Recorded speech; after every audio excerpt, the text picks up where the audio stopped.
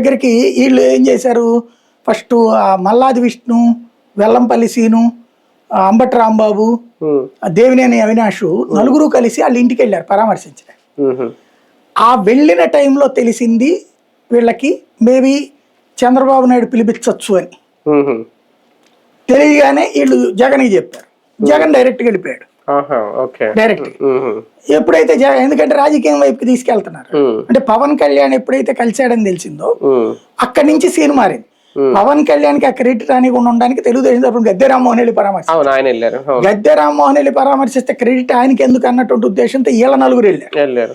వీళ్ళ నలుగురు వెళ్ళాక చంద్రబాబు పిలుస్తున్నాడని విషయం తెలిసిన తర్వాత జగన్ వెళ్ళిపోయాడు. జగన్ ఎప్పుడైతే ఎక్స్పోజ్ చేశాడు ఇక వాళ్ళకి జగన్ వచ్చేటప్పటికి ఆవిడ మొత్తం డీటెయిల్ గా చెప్పేసింది.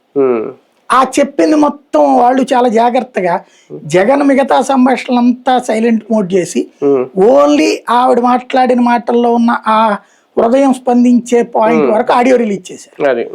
దెన్ అందులో వాళ్ళ అమ్మతో పాటు ఎవరో లేడీ ఉంది, చెల్లెలు అవుతుందో అక్క అవుతుందో ఏదో, ఆమె కూడా నేను పోలీస్ స్టేషన్కి వెళ్ళాను, వెళ్తే నాయన కూడా లోపల రానిలేదు, 60 మంది లాయర్లు అంటే పెట్టుకెళ్ళాను అయినా రానిలేదు, నాకు పిలిచి చెప్పింది, ఇట్లా ఇదంతా చెప్పుకొచ్చింది ఆవిడ.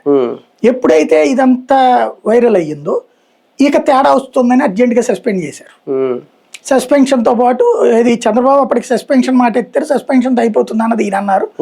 ఇక అప్పుడు జగన్ ఎంటర్ అయ్యాక వీళ్ళు మర్డర్ కేసు పెట్టారు ఇతని మీద. అప్పటిదాకా సస్పెన్షన్ వరకు సర్దుకున్నారు.